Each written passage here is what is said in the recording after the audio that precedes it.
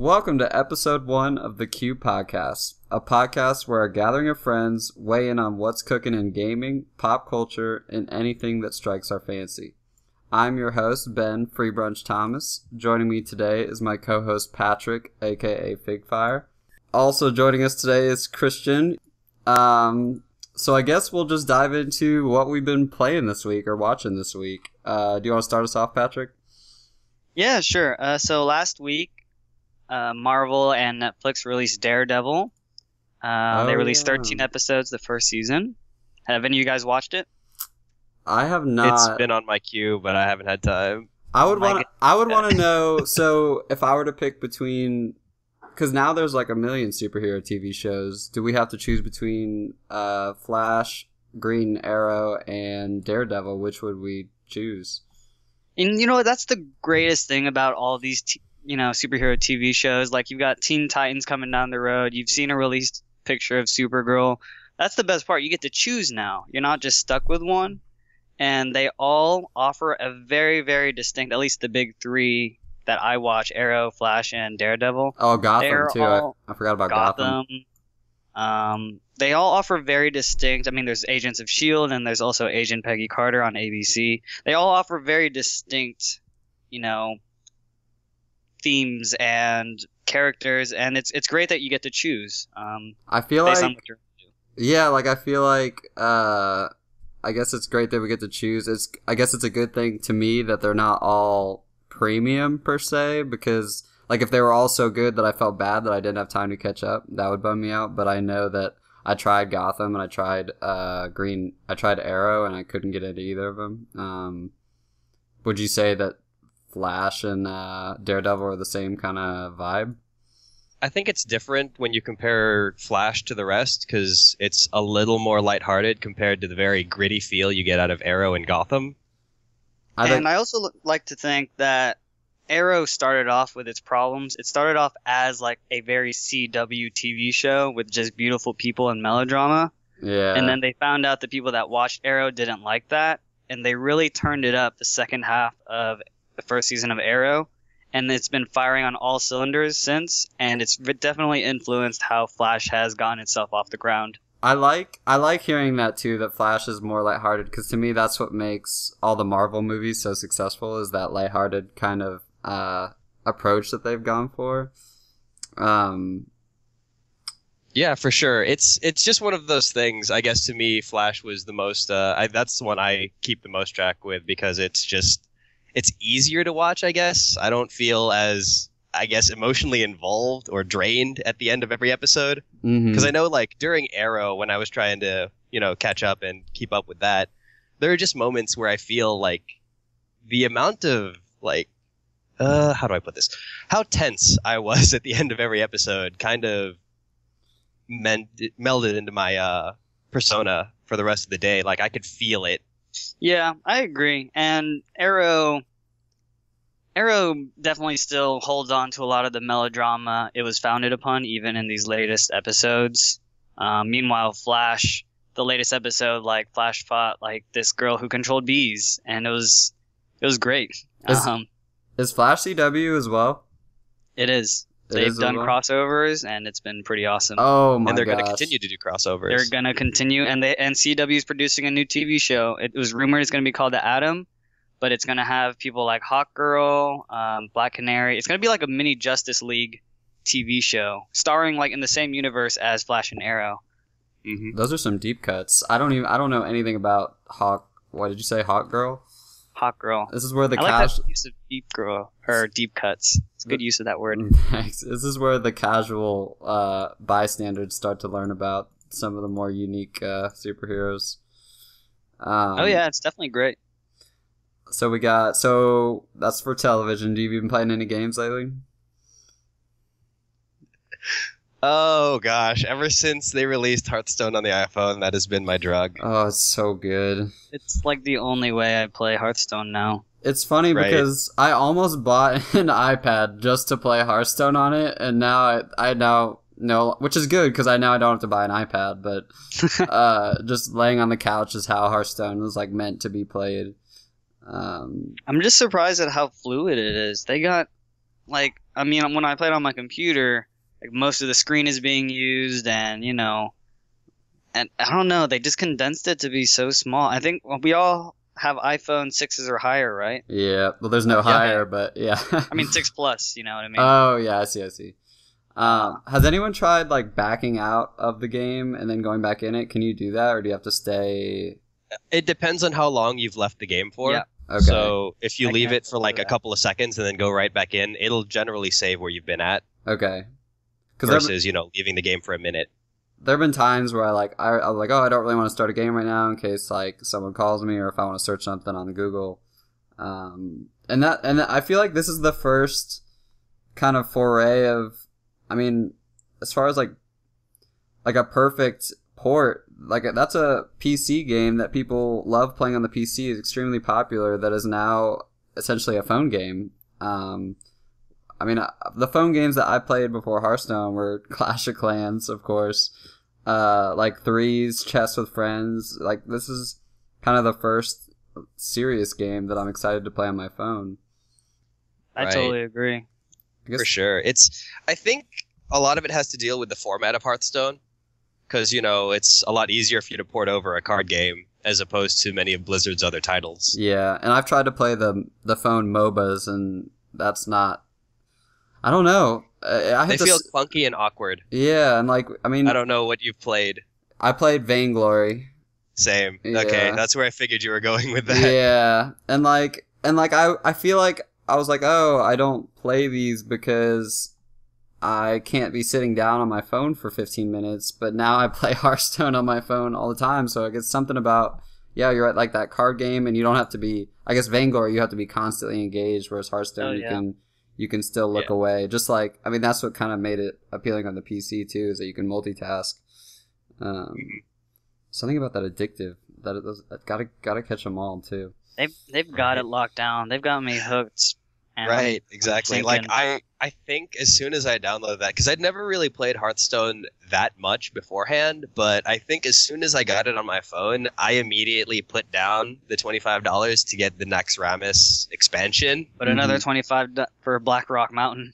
Right. Yep. I got Nax, right when it came out. I was actually at I was at a Hearthstone tournament last week, and the guy that won the tournament was a free-to-play player who bought all of Nax and all of Blackrock Mountain with in-game gold. Yeah, oh my gosh. You just have to do that, not because you don't have $25, but it's to say that, right? Yeah, like once you go at some distance, at some point you don't want to throw in the towel. And I'm sure he won the tournament, so I'm sure he's like an arena god who gets 12 wins in arena every time he does it. But they haven't changed the free to play model of that game since beta, and it's about as good of a free to play model as you're gonna find. I absolutely agree. Because I feel it's a beautiful model. Yeah, even if they let you pay $60 and get all the cards in the game, you'd be done playing that game in a month. You'd be bored. Yes. So totally. Part of the appeal is grinding, and it's perfect. Yeah, and I think the thing about that is, I mean, as with any card game, because I played Magic the Gathering. Oh, you did? Oh, I didn't know that. I never played Magic. Yeah. So I played Magic the Gathering, and it's just that feeling. Because I used to play Magic online, and then I used to actually collect the cards. So I've still got a bunch of decks in my room. But it's the feeling of unlocking the cards while playing. I think that also kind of adds to it, where you're just wondering what you're going to get next, if you're going to get that legendary that you've been looking for. Or that legendary you haven't been looking for. That too. Yeah. I got a legendary yesterday, and I had never even heard of the card, and I was like, oh, I'm really glad I got a legendary, but this is the least viable legendary I've ever found. My first legendary in Hearthstone was a golden, or something shredder. The warrior one that throws a mine. Yeah, I know which one you're talking about. Did you ever? That was my first legendary. Did you ever what's it called? Deconstruct that one? No, dude. Oh man. I won a game because of that. I was about to die, and he picked up that card. He had 8 health, and he was probably really pissed. Oh man, I love getting. I think I've had 1 or 2 golden legendaries, and I always turn them into arcane dust immediately No. because you get 1600, so you can get any legendary of your choosing for I know, but a golden one. But at the same time, why? I'm like, Yeah. like it's a golden one. I mean, Actually, speaking of addictions, I think one of the best feelings is in the game is top decking something. Oh that my you gosh! to absolutely stay in the game.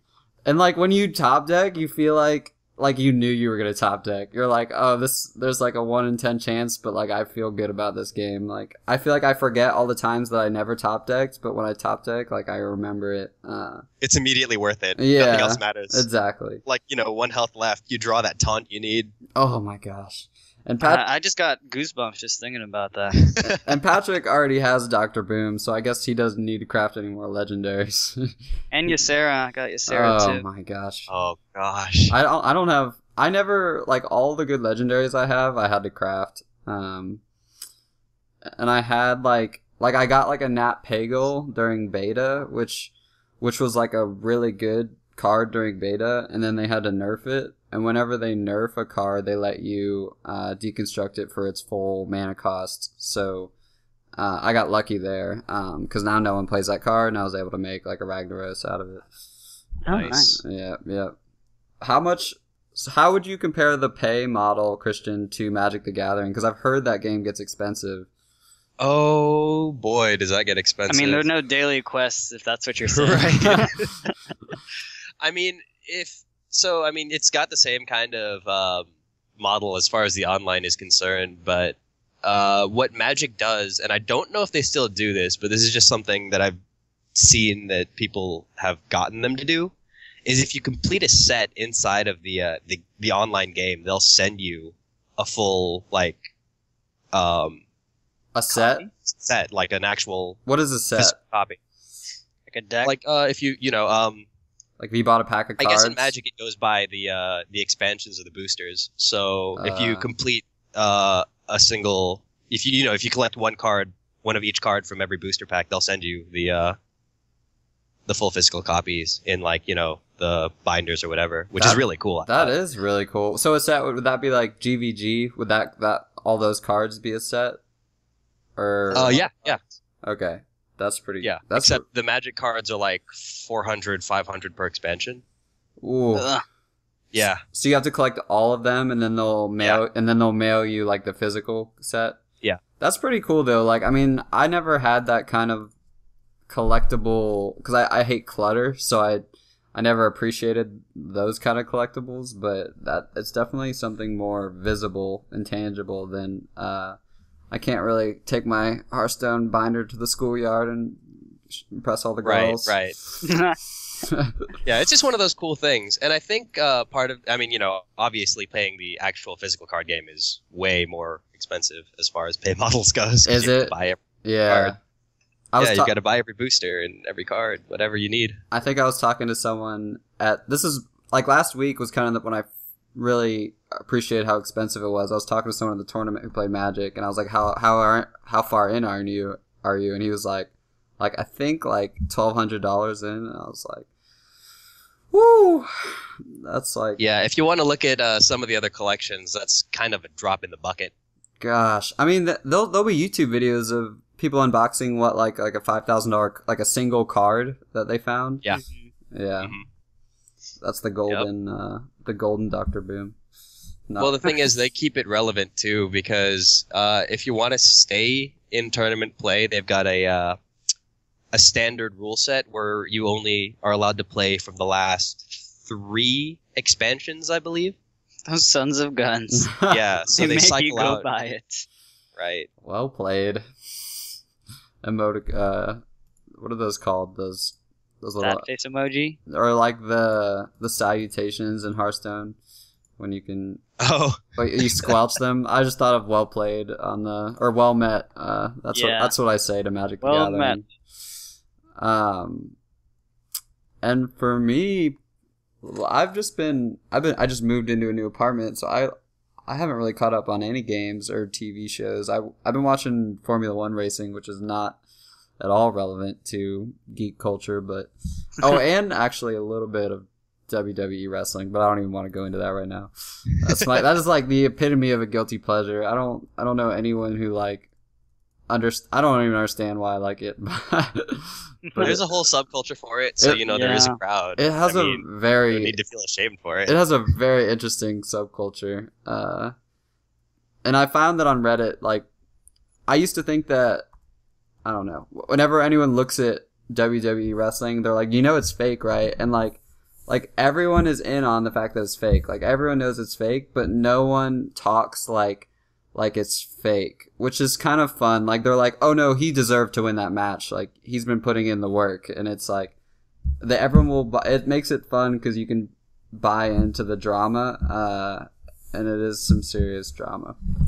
I think the sheer athleticism of it is what kind of makes it interesting to me from an outsider's perspective, because in order for you to not absolutely destroy whoever you're wrestling doing some of those moves, it takes a lot of practice. And I think I've realized too, that's like how they determine who wins. Like to be a good wrestler, like they win most of their fights, but the reason they win most of their fights is because the fans and the product recognize that they're the best at selling and the best at doing those acrobatics without hurting people. And that it's like a little mini, that's kind of what determines who wins, even though it's scripted who wins. But so that, yeah, I'd be curious as to how much of the writing, like any other TV show or movie, I'm sure there's a writer's room with a bunch of guys in there saying, all right, let's take a look at, I don't know, insert wrestler 1, insert wrestler 2's, like, what is their backstory? When was the last time they matched up? What was the outcome? And how did people respond? Yeah, like how the fans respond if they really like someone. I mean, they're gonna put them in a heavyweight championship or something.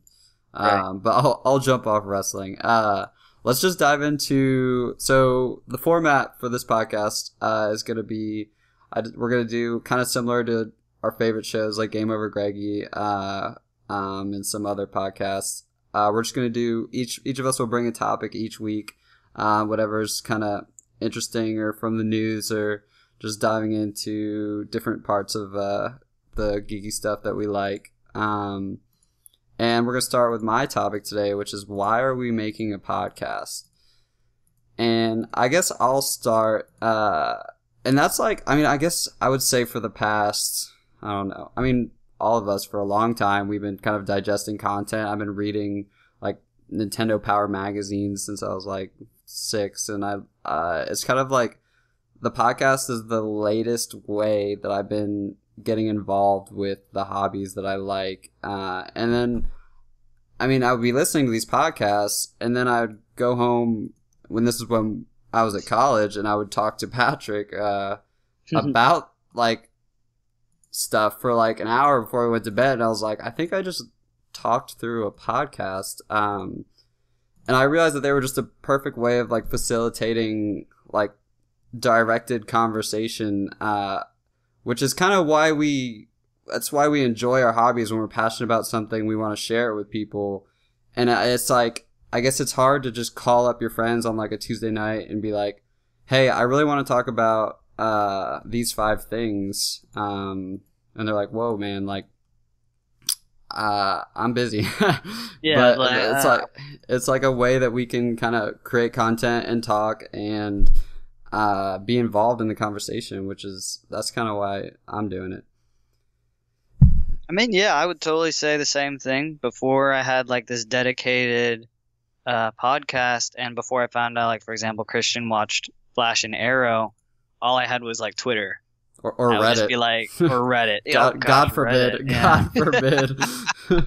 How would I even, without the forums, man, I would just like implode. But like, a jaw-dropping episode of Flash or Arrow, I just, quickly will go to Twitter and be like, the hammer just got dropped. And then, right. How did you not explode? How do you not explode? Exactly. And like this, something like this, it's just a great way to have a dedicated way of, one, introducing what's been getting me excited, 2, kind of vent a lot of the energy of, me waiting to talk to someone about it, that even though we are talking through a screen, I mean, on Reddit, it's the same thing, but I don't know, it's great. It's a great format. I've been a fan of it. And I mean, like Ben said, and even I do the same thing with Christian, we would just have like hours of conversation about something, very passionate, very fiery. And it's like, why not make it a podcast? Because You have some interesting things to say. If we're not gonna toot my own horn, but nah, just kidding.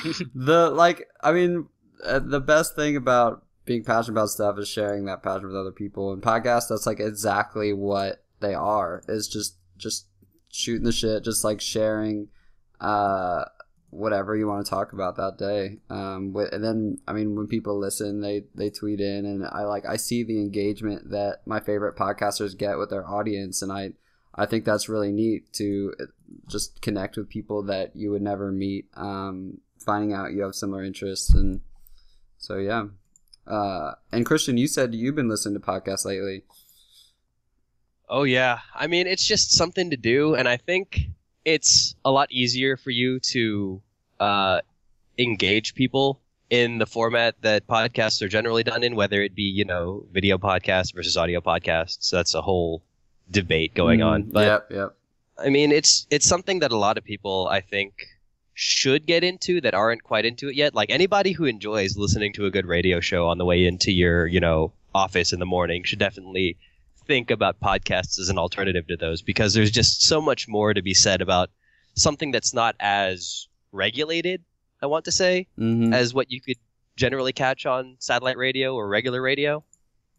You get to target like a very specific demographic. Like there's a podcast for everyone. Like, I mean, I listen to like a podcast about making podcasts. I listen to a Formula One podcast. I listen to wrestling podcasts. And like, there's only about 10 FM radio stations, and they have to provide something really broad so that they can kind of satisfy their advertisers. Celebrity gossip. Yeah, like they can't really target towards specific niches and passions, and they have to answer to advertisers. Podcasting just lets people jump on Skype and talk about exactly what they want to talk about.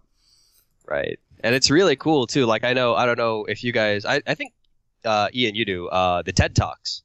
Yeah. Is an example of something where you can just listen to a podcast where there's no general idea or specific thought process behind it. You just get a whole bunch of different episodes, one after another, where nothing's ever really the same thing twice. You're getting, one day it's some guy telling you how to improve your life by retying your shoes a different way versus, something really cool in science that happened. Yeah, TED Talks they're like revolutionary. I'm surprised they don't have like a TV show based off TED Talks now. They should. Can we do that? We can't do that. I'll send an email, see what happens. The idea is out there, but we should probably copyright that first. Let's jump on that. We're gonna copyright the use of your copyright in this medium. So yeah, I mean, I think we covered it. Let's jump to the fun stuff now.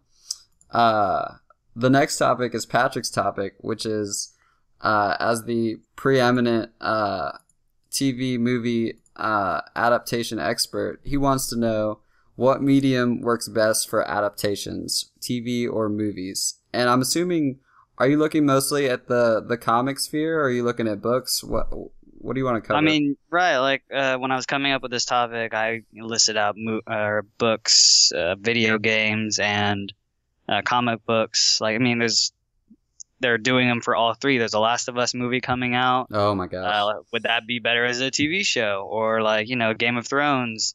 Like, what could possibly be done on a Hollywood style budget? Or, something like Flash.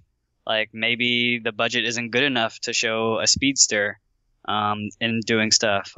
So I don't know. It's just an open discussion as to, where should one go and what fits in what format better.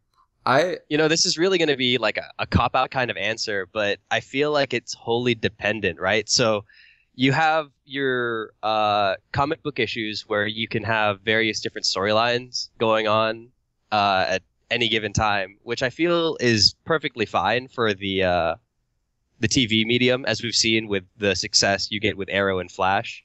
But I don't feel like something like Game of Thrones could ever be put into movie form, just for the sheer fact that there's way too much for you to cover and have to know. Mm-hmm. Yeah.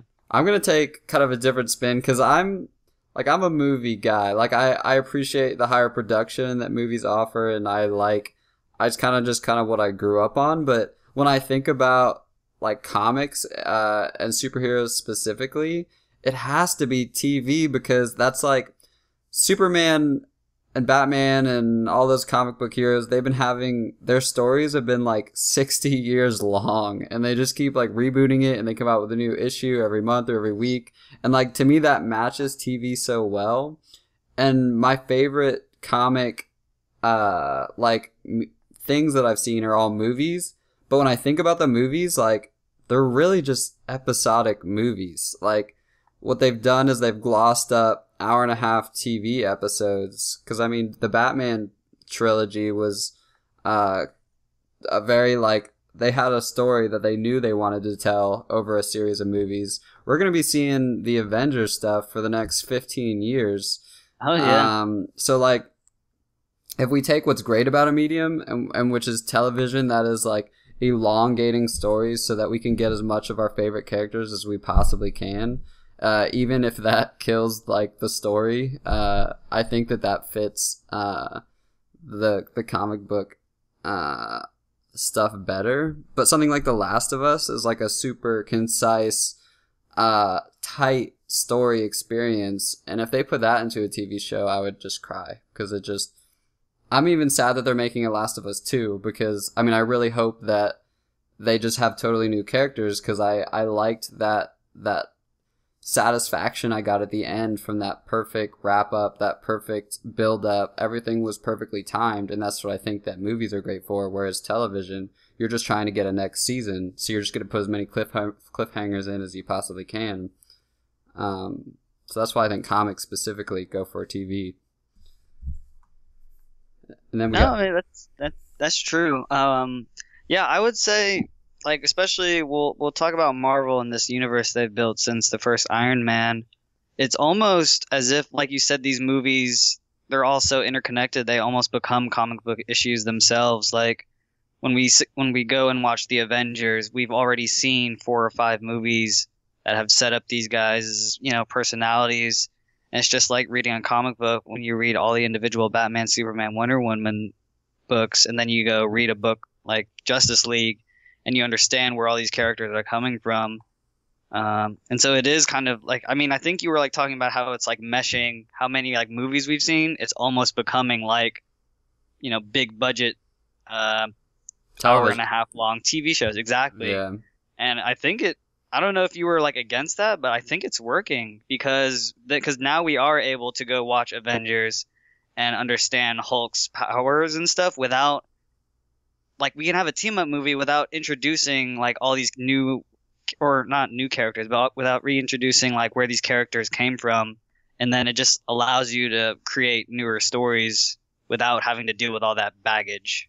Definitely. I think though, yeah, I wonder, like, I feel like TV shows are, especially with something like comic books, like, you're limited by your budget, because I mean all the comic book TV shows are kind of campy because just by necessity that we're trying to make 12 episodes of special effects. But I think as TV shows get higher budgets, we're going to see more and more successful comic book adaptations. They seem to be. Well, you could see that. Yeah. Yeah, you could see that now with, like, I mean, as we've been talking about, and we're probably going to continue to talk about, as they just keep getting better and better. The Flash and Arrow are 2 very, very good examples of what happens when you've got. Yeah, The Flash is surprisingly good. It looks really good. It surprisingly really does. And that's CW. That's not like it is CW. That's not ABC. Yeah, it's ridiculous. I mean, I didn't think, like, everyone was really worried, especially when that Flash pilot leak happened like a year ago. Everyone was worried, like, okay, this looks pretty good, but can they sustain that for 22 episodes? And to this point, like, we've seen a hint of, I mean, Ben, you don't know this. This is like one of Flash's villains is a gigantic gorilla. And everyone is really worried, like, they're not going to do a Gorilla Grodd because, they're not going to make CGI apes. They've been hinting at Gorilla Grodd since episode 1. And we've seen, like, a shadow of him, and then there's, like, a trailer that actually has him. They're his like, face. It's horrifying, like, horrifyingly good. And it's like, where are they getting this money? And I can't believe they're being this ambitious with creating a villain that is a super smart gorilla. And Wow. gosh, who knows what's going to happen? Who knows what's going to happen in the future? I think one of the other cool things that we've seen in there, and this is just something that I thought was really cool, was I know, I mean, I guess Ben doesn't care about spoilers, but not for these when things. we finally figured out what was going on with Harrison Wells. Oh yeah, gosh, it's as far as who he is. So did you know that? Did you guys know that was coming? Like, did you? Absolutely not. Because Gorilla or Harrison Wells? The Harrison Wells. No. Because that's no idea. Because you're not like. Is it like trying to be loyal to lore, things that all the comic book fans already know is coming, or is it new ideas, new villains kind of stuff? Well, it is now. Different takes on existing villains. Right. It was just so well done, the way they completely played that out the entire not how Eobard Thawne comes back, and it's just like, and it makes sense, and it's incredibly awesome. I'm sorry, go ahead. Oh, just one of the coolest things I think when we were talking about, as far as like the CG budget goes, was when he was turning into Harrison Wells. Mm-hmm. I think just the way they handled that scene in general was very well done. This is horrifying. You felt like scared, and not just at the beginning of the episode when they were fighting in that house. Yeah. Like how? Like that is that's incredible that they fit that in a budget. That was legitimately like movie level special effects. Right. I mean, even everything with like the weather wizard, as we've seen. Mm-hmm. Just the effects that it took for them to do the tidal wave, the special effects for the hurricanes, the lightning. It's so unreal. It's so unreal what, like, and I never watched Smallville. There were like 9 seasons of it. But like, I bet you Smallville wish it had the popularity to like get this kind of budgeting. Because I've like gone back and seen like what Green Arrow or what Aquaman looked like in Smallville. And it was hysterically campy. They put Aquaman in Smallville?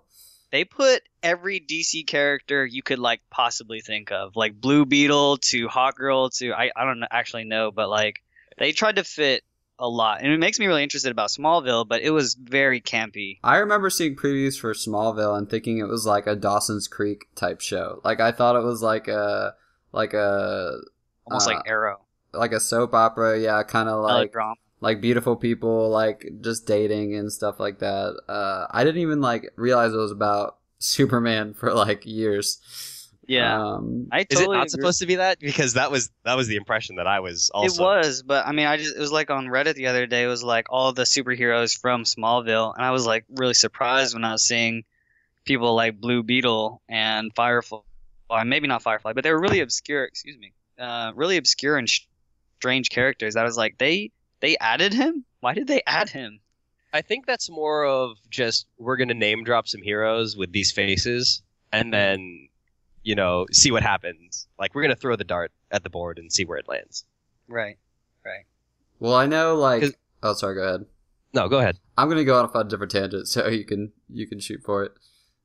Oh, no, I was just saying I don't know why they would do that, just because it seems to me like they were trying to find, because I think when Smallville was first introduced, that was the time when you would get those shows, your Dawson's Creek and your, I guess, Friends in a way. Will and Grace. Right. We're talking about Smallville, and none of us have watched Smallville. I don't know if this is gonna bode well. To me that's like important though, because I think that's significant that none of us have watched Smallville, since we're all like fans of these similar type shows, and the like Superman TV show appeals to me, but it seems like they just went a totally different direction that maybe that kept comic book TV shows, like it might have delayed that for like 10 years because of the failure of Well, I guess it wasn't a failure if there was 9 seasons. Once again, that was just me making up words. Oh, okay. But I think it was something along those lines. It had a long run. Well, I mean, that's a matter of perspective, too, right? Because you've had TV shows that go on for ages where, after a certain season, it just turns to complete and utter... Yeah. Dexter. It sinks. Dexter. Right. Oh, my gosh, Dexter. Smallville went on for 10 seasons. In 2011. That's unreal. That's crazy. Did it really? Was it that recent? Yeah. I feel like I was pretty aware of things in 2011. But I really had for sure. real head on my shoulders in 2011. I was watching like TV. I would have known if it was like a decent. I don't know. Yeah, I hope that HBO or Showtime starts a comic show, because that's just when I find the time to watch TV. That's kind of what I end up watching. But I guess Daredevil might be close to that because Netflix likes to push the envelope. Daredevil is very good. I didn't get to talk about Daredevil when I brought it up, but it is so good. It's dark. It's the darkest thing Marvel has ever done. And it's this really normal guy, Matt Murdock, the blind guy who's good at kung fu. He's very relatable. He's so much more relatable than any of the other Avengers. I mean, just please watch it. I could go on and on. Just like all the characters are so good. There's no stupid love romances. Love triangles. Love triangles. There'll be a love triangle. Just give it time. Oh, I mean, I don't doubt it, but I was expecting it this season, and then it just like never happened. And they used the female lead. Ben, you might know her, Deborah Ann Woll. She was on True Blood. I do love True Blood. She was like the hot red-haired girl. Oh yeah, I'll check out Daredevil tonight.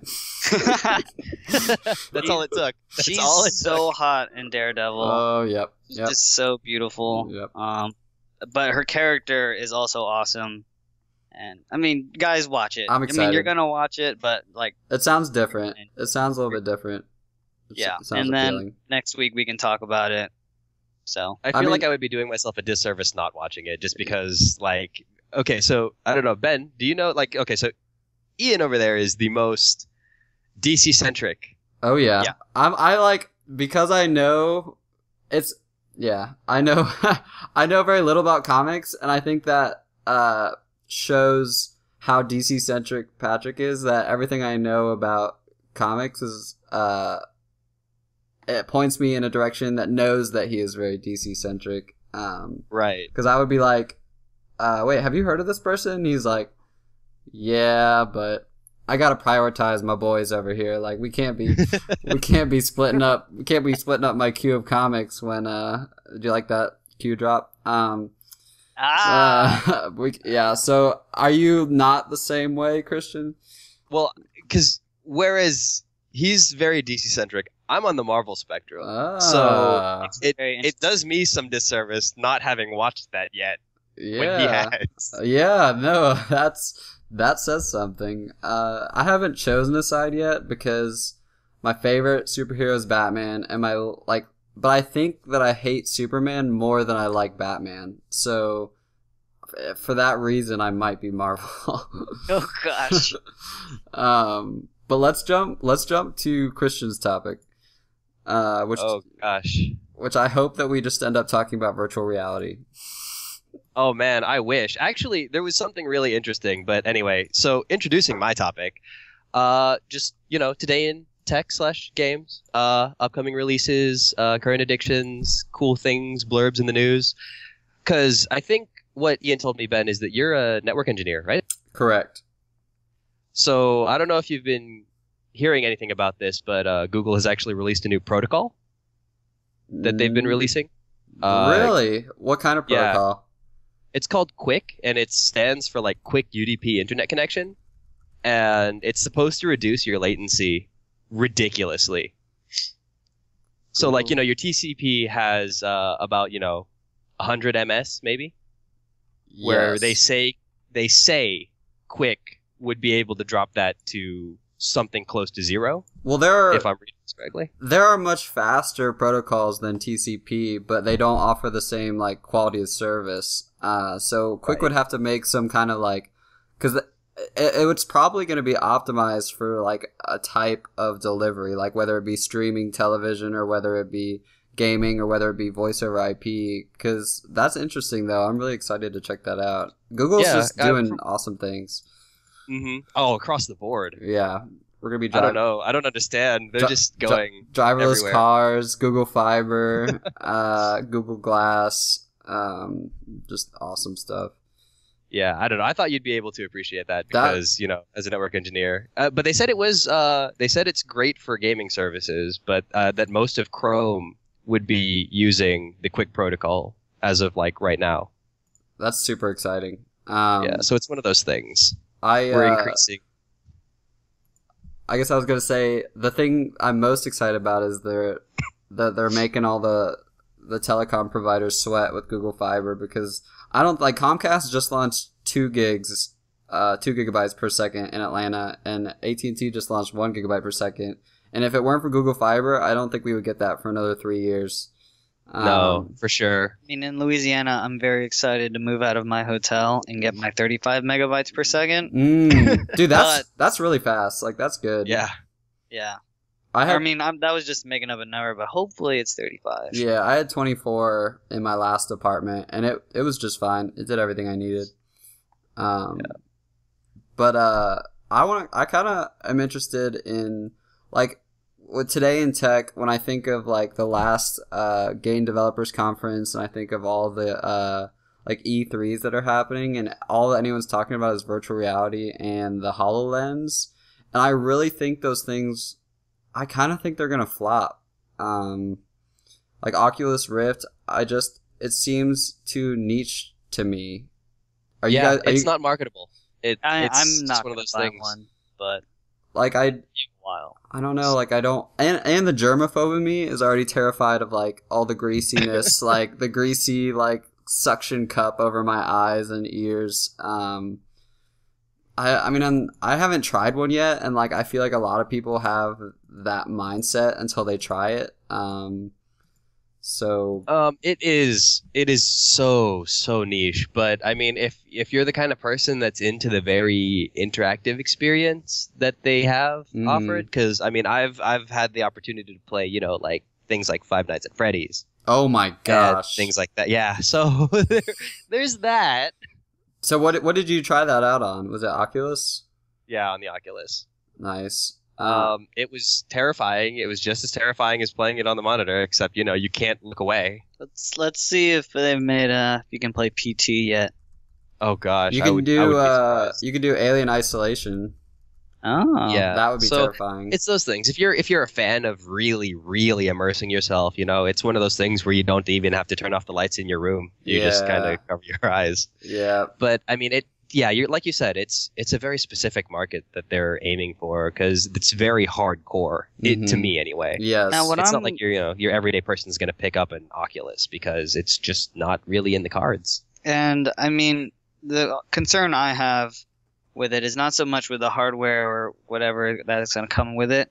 It's that during E3, time is going to be taken away talking about other things. Yes. Yeah. And like, let's push Project Morpheus, and it's like, can we just talk about other things? Mass Effect 4 and Fallout 4. Yeah. Right. The new Halo game. I don't know. Yeah. Things like that. Have you guys heard about Keep Talking and Nobody Explodes?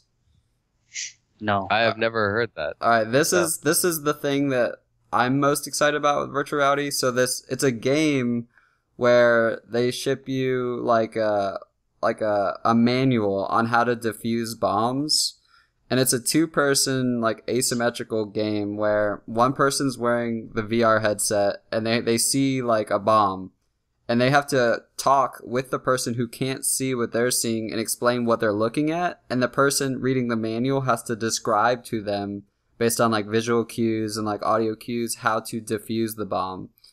Okay, so it's like it's got a yellow band on it, and the guy's like flipping through the manual looking for the yellow band bomb. Yep. To be honest, that sounds like a really fun party game. Exactly. Yeah. Like it's like a kind of a party game would be perfect description for that.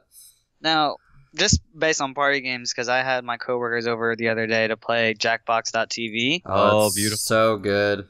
And I would like more games like that you can use your mobile phones and have like up to 8 to 10 people.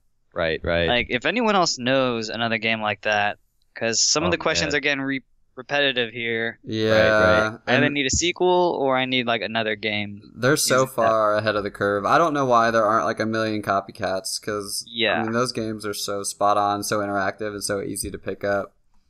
Well, to me, it seems like, they're definitely generating the revenue because they're definitely top in the market at that specific type of game, to the point where they can include a couple more questions in updates and stuff like that. I feel like they need to have a very huge question bank for them to pull from, because I think like Ian was saying, we went through maybe 3 or 4 rounds and we already started seeing the same questions again. Are you guys talking about like the trivia game or Fibbage? Yeah.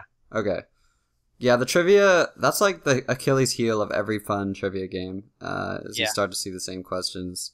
Mm-hmm. That's why I kind of like Fibbage, because Fibbage, for those listening that don't know what that is, there's a trivia question no one knows the answer to, and everyone has to try to make up a lie that you can trick someone else to thinking is the correct answer. And with that game, there's like endless I guess not endless replayability, but since you're making up a different lie on the spot, they can kind of get original content. Right. It's a little bit more sustainable than the trivia approach. Than flat trivia. Same thing with Drawful. Drawful is Drawful. That's Drawful. Like it's essentially Pictionary for your phone. It's perfect. Yeah, those games are definitely great, and I like like he was saying with the implementation of being able to use your phone.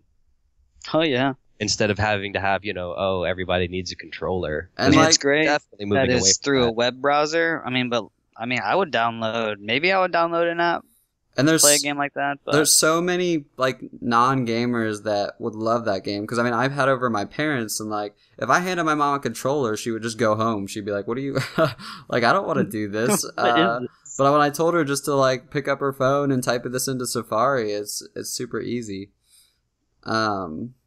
Tell your mom to get Chrome. Yeah. Yeah. I'm kidding. No, but really though. No, really. And then, do we want to talk? Is there any specific games on the horizon that you want to touch on, Christian, before I get into the game? Oh gosh. Just say Arkham. Just say Arkham Knight, and then we can move on. Right. That game's gonna be a flop. It's gonna be a huge flop. Oh my gosh! I will fight you. I will fly back to Georgia and fight you. My real question is: are you gonna get the like $100 collector? Yes. Edition? Oh, okay. Or I don't even think you had to ask that question. I'm in the current boat to say yes. Like I like looked at it. I was like, yeah, I can do that. I could do it. 99 or 150. Yeah, I could do that. And then season pass, without a doubt. There is no way that you were going to get any other response than yes. So, something can always happen. If early reviews say it's bad, then I'll just get a standard edition. But as of right now, those games are so good, and it's just like, no way you're getting a no. Yeah. All right. Well, now that we dropped the mic on the hype bandwagon. So this game that we're about to play, I picked up from Podcast Beyond, which is I'm a big fan of. And what they called it was I guarantee it or I doubt it. And I'm trying to think of variations on those words so we're not just like blatantly copying them. But I'm going to make like a kind of a statement about like a forecasted game or thing. And you guys are going to have to either guarantee it or doubt it. So we'll say, we can do guarantee it or no way. That's going to be our copyright spin on it. Okay. All right. So my first statement is Batman vs Superman will make more than The Dark Knight worldwide. And I have some statistics. So Batman Begins made 360 million worldwide. The Dark Knight made a billion worldwide. And The Dark Knight Rises made $1,079,000,000 worldwide, and Man vs. Steel made 670 million worldwide. That's good that you included the Man of Steel one. Christian, do you want to jump in first? So will Batman vs. Superman make more worldwide than The Dark Knight? But it's the Dark Knight Rises that made the most money, right? Right. Are we talking about the movie or the series? Like all just the movie trilogy itself. We're talking about the second installment in these new trilogies. I'm gonna guarantee that. Yeah, guarantee it. You guys think Batman vs Superman is gonna make more than The Dark Knight? Worldwide, yeah. Worldwide, yeah. Wow. I feel like for that to happen, it needs to be a good movie, because I think The Dark Knight had such legs because it was an amazing movie, and I thought The Man of Steel was super average. But Dark Knight Rises a lot of it, wasn't as good a movie. I'm sorry, but let me finish real quick. That's what I was gonna say. Dark Knight Rises made more money, and it wasn't as good a movie. But it was capitalizing. Yeah, like Dark Knight Rises was capitalizing on Dark Knight's success, though. Or even just Batman. It's capitalizing on Batman, which is something Man of Steel did not have. but this one does have. Oh, that's true. That's true. That's a good spin.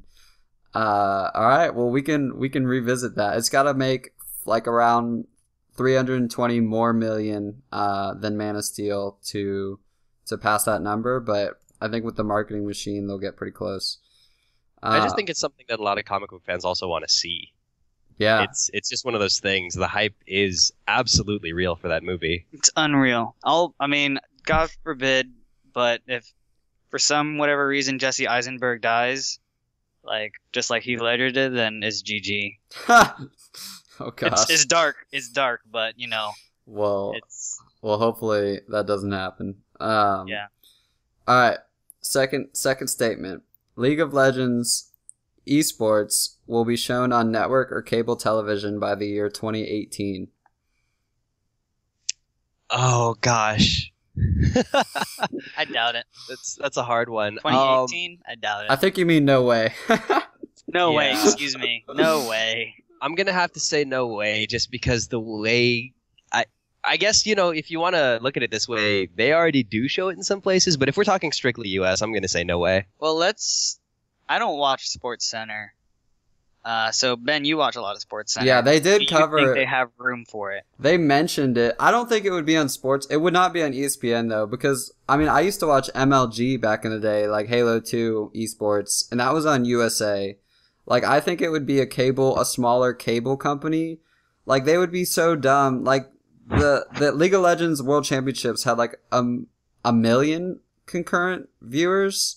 And I like, thought it was more than that. It's probably more. And like a small cable network channel like CW or Sci-Fi or USA, like I think they would be crazy not to try to get on those numbers. And that makes a really good point. I mean, League of Legends is just becoming a juggernaut, and I thought it was going to stop growing, but it hasn't.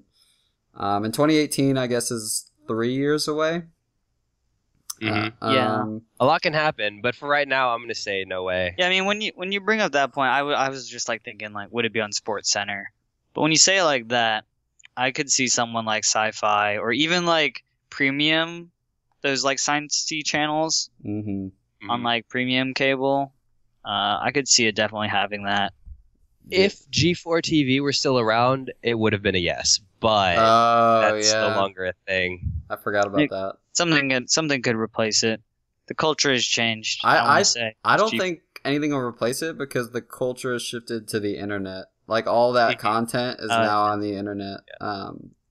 I think the thing about it is like now, if you're wanting to watch something like that, maybe this will change. Maybe they'll get more popular, but there are specialized gaming bars that people go to watch these kind of things. Like when the World Championship for 2014 was happening, there was a bar called Battle and Brew. Dude, that's so funny that you're mentioning. That's where I went to that Hearthstone tournament.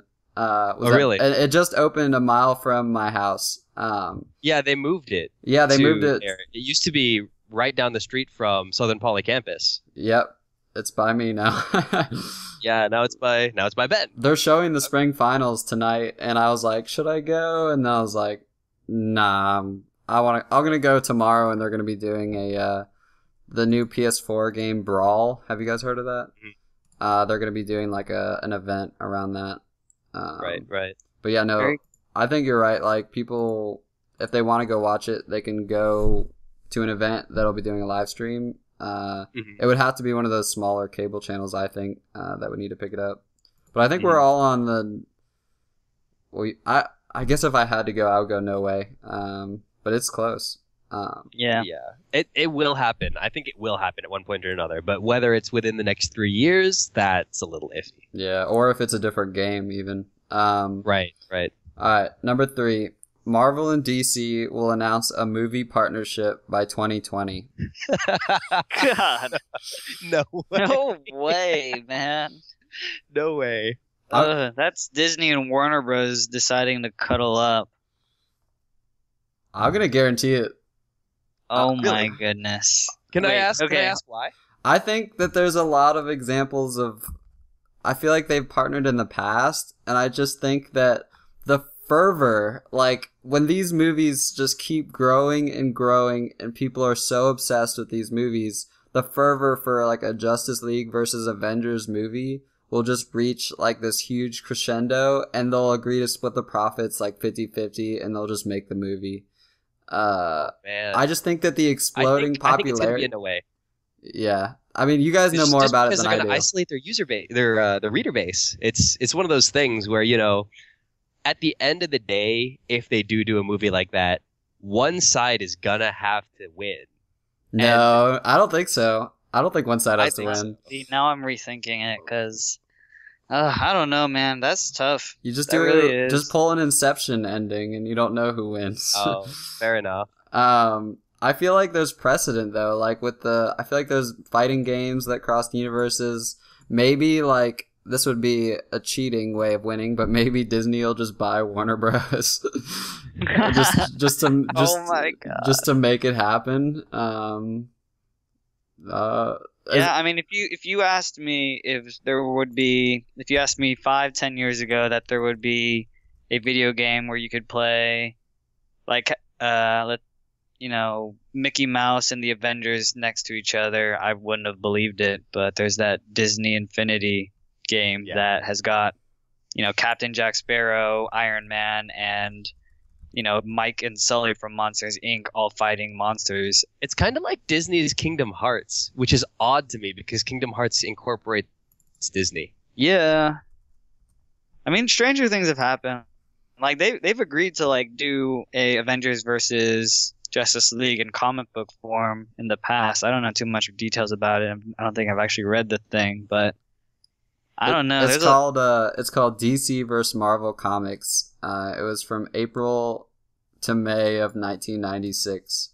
And I think the ending of it was like Superman was holding Captain America's shield and Thor's hammer to like fight off a giant beast, and I think that would be the epitome of craziness, amazingness, but there's not 2020. Marvel already has a plan planned out till 2025. Yeah, that's why I said announce instead of maybe made. But no, I'm reading. To be fair, if there's anybody in the DC universe who I think could wield Thor's hammer, it would probably be Superman. Yeah.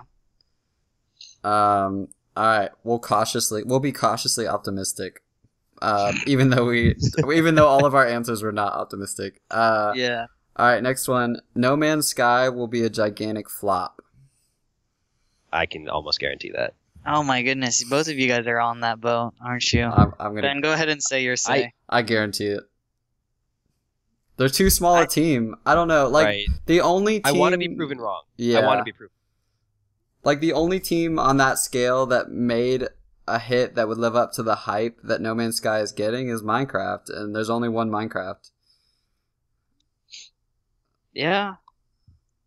Yeah, I don't know. I haven't looked into it enough. Like I'm subscribed to their subreddit, and I like read their latest posting, like summarizing all their stuff lately. And I don't know. They said they promised that like everyone will be split up super far, and like it's physically impossible to like explore everything.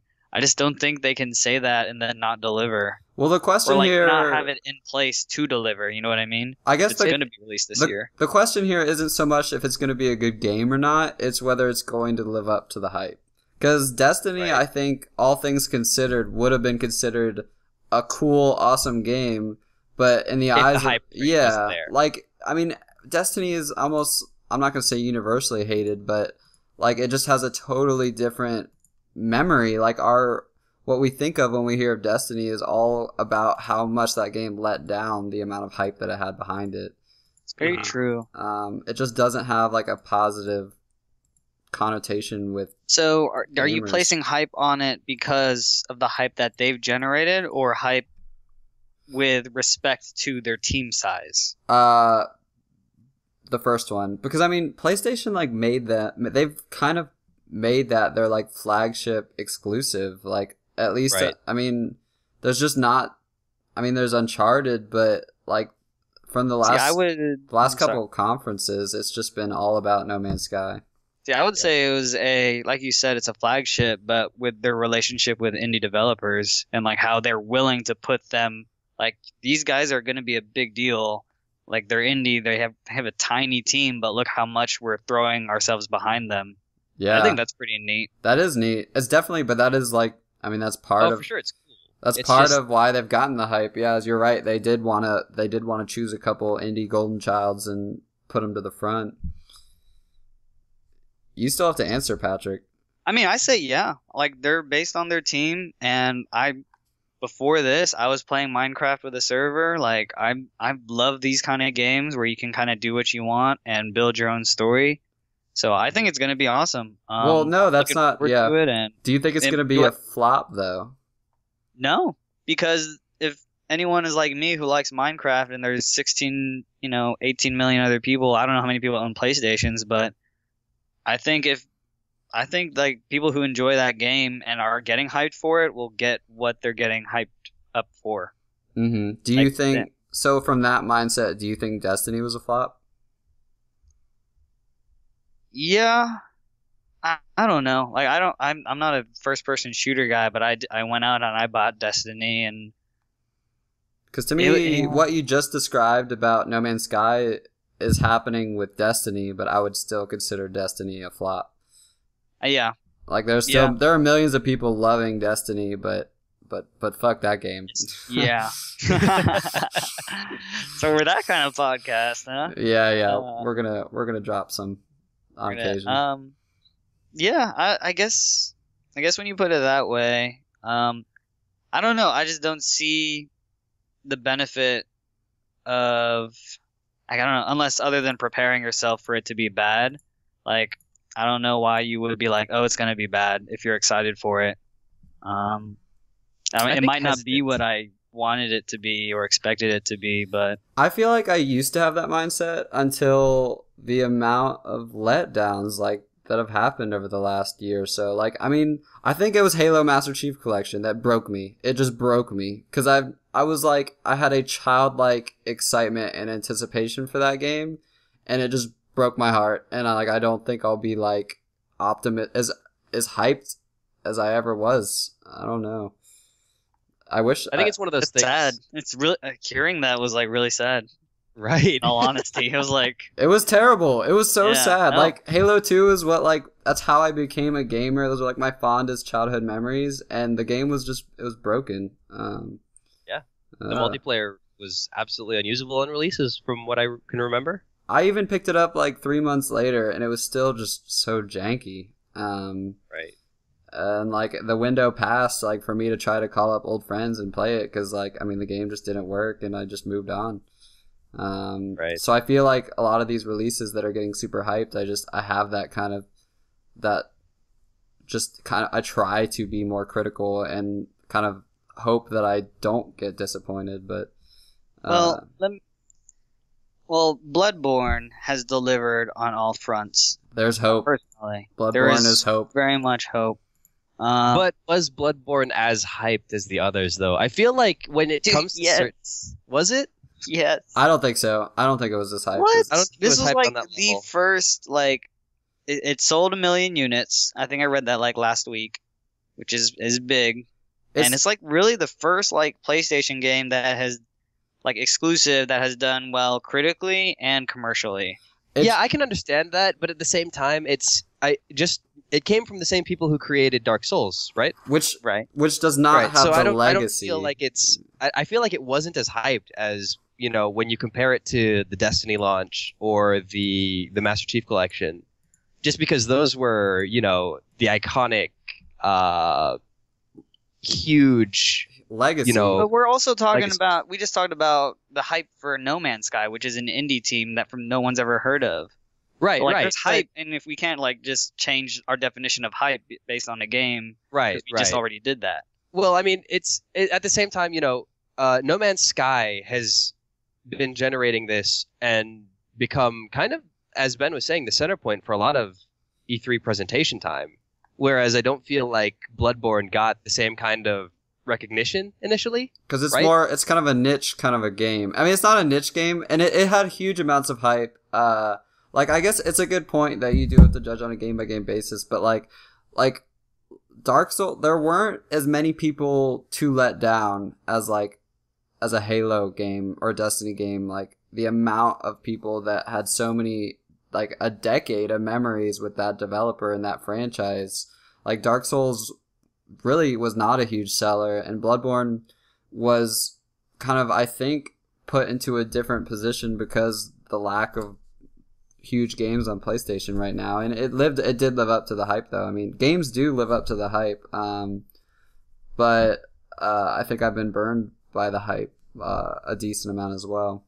Well, you just look at the previous years just the last year, right? In releases, you've gotten a lot of flops that have just absolutely destroyed your faith in it, right? You had the Assassin's Creed Unity launch, oh gosh, which was absolutely terrible and something that people refuse to talk about.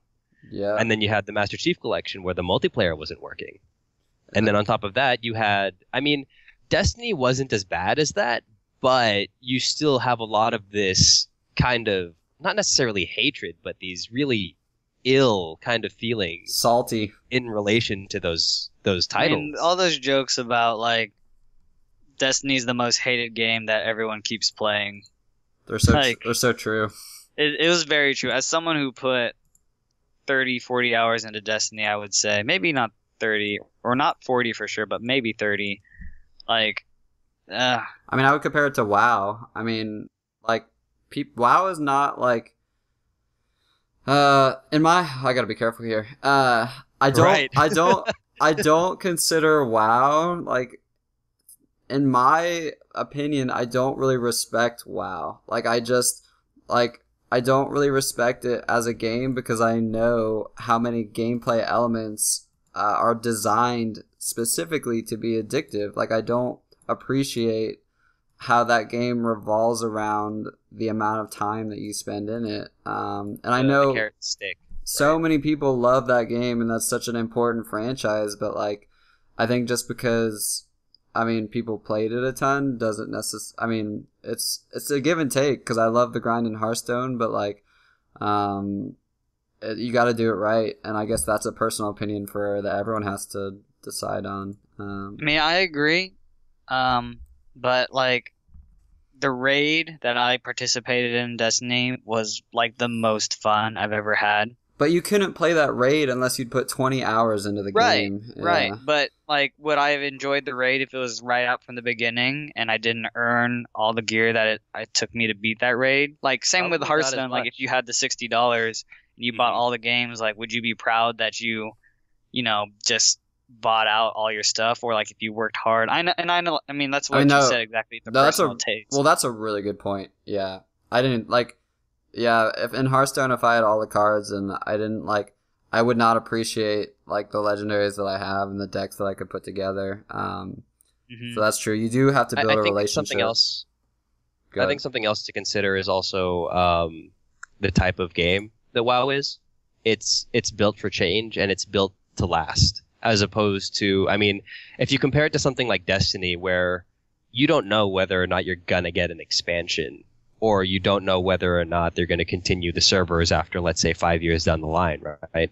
WoW is something that's been colossal in gaming, just in terms of how long it's been active, going on over 10 years now? Something like that. At least, yeah, like more than half of our lives, probably. They made a South Park episode about it. Yeah. Like, right. They're making a movie out of it, I think. Right. They are making a movie. Yes, they are. There was a cab in New York that had an axe through it. Nice. I remember this. Awesome. Yeah, but it's just one of those things. Like, I think the type of game WoW is, they need to continuously have that carrot and stick kind of mechanic. Otherwise, they're going to lose their player base. But at the same time, just in general, WoW is just one of those games where the huge player base that it has is a very, very loyal player base. Definitely. I guess, as Patrick always says, which I've adopted, to each their own. Yeah. All right, last one before we get out of here. There will be a Minecraft 2. Wow. Oh man. I'm gonna say no. What do you think, Ben?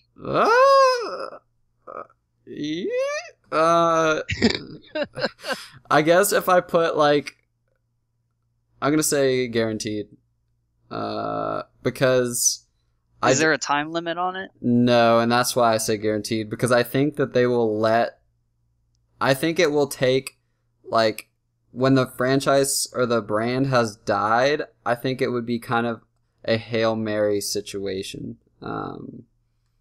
Where they just throw Minecraft. Yeah, like, I don't think they would risk, like, hurting the brand by, like, not just continuing to expand the original Minecraft until it felt like it was time to make an important business decision. But, like, I don't know. Like, they could just go in a totally different direction, but then maybe they wouldn't call it Minecraft 2. But I don't think it matters that. I don't even think it matters that they call it Minecraft 2. I think this question is a sequel in general. Yeah. Now, would you say that they make it in response, like Microsoft would push the Mojang team to make it, or do you think Mojang, who mostly is, maybe not mostly, but I know a lot of the same people are working for Mojang. They didn't like replace too many people, or if any. Do you think they would step choose? down? Did they? Yeah, Notch is gone. Stepped The down. top 3 people are gone. Wait, Jeb's gone? Jeb is not gone, no. Okay. But 3 of the key people did walk away. But no, I don't think it would have to be Mojang that made it. I don't even think Mojang would make it. I think it would be giant corporation Microsoft trying to capitalize on their $2 billion investment. Oh, shit, Right, that kind of broke my heart a little bit. Yeah, hearing you say that. I had to say it. Had to be, Yeah. You gotta remember who owns it now. Because I still play. Like I told you, I just finished playing a PvP game like just an hour before we started this. And normally, like every year, and like when you said this, it kind of worried me. Like throughout the year, like they release updates, patches to like add new features, and they like test them out. They release them. They're called screenshots, and they're just like, they're bug filled, but they let like the player base test them, like a new block type or a new mechanic. And then they release a lot of those before they like release the final patch. They haven't done that in a very long time. Like definitely before Microsoft like bought them, and it has been a very long time since they released their, like I said, they're called snapshots. And then thankfully on April 1st they released their first like nudge that yes, we're still working on Minecraft. We're like working on 1.9 because they're on 1.8 right now, and it's that was the first we'd ever heard of it though, April 1st. And so are you sure that was real? I know, like they had it, they like masked it in a bunch of like fun stuff, but they like hid a QR code saying like 1.9 will be called the combat update. And everyone was like, okay, so hopefully this is the real takeaway. And then Dinnerbone and Jeb like confirmed it. But yeah, so like when you said like, do you think it'll work on Minecraft 2? I like stopped a little bit and I was like, they haven't made anything, show that they're working on it in a while until April 1st. But yeah, who knows? It's an interesting thought, though. A lot of money to be made. Yes, there is. They lost. Or lost. They got to make up that $2 billion investment somehow. I mean, I imagine there's going to be... Is it still in beta? Is it still considered beta? I feel like it is. Dude, it's full release. No, is it full release? It is full release. But that game, I mean, it's so kind of charmingly janky that it always will feel like it'll always feel like a beta because that's just the style. I think that's what I generally base that impression on. It's just because I haven't played it in a long time. Yeah, I mean, I think the last time I played was with you, Ian, maybe more than a year ago. Yeah, it's great still great. There'll definitely be movies and Telltale games and books to be following. But oh my god, Telltale Games Minecraft. Yep. It's gonna be interesting. Steve will remember that. Steve will remember that. I'm gonna wrap it up here. We're at like the hour and 15 mark, but that's gonna do it for the first episode of The Queue. Thank you so much for listening. We would love your feedback and opinions, however you can get them to us. Check out our other stuff at the Fig TV and freeBrunch on YouTube, and I believe that's Twitter handles as well. Stay classy, everyone. Bye, guys. Thanks for listening. Peace.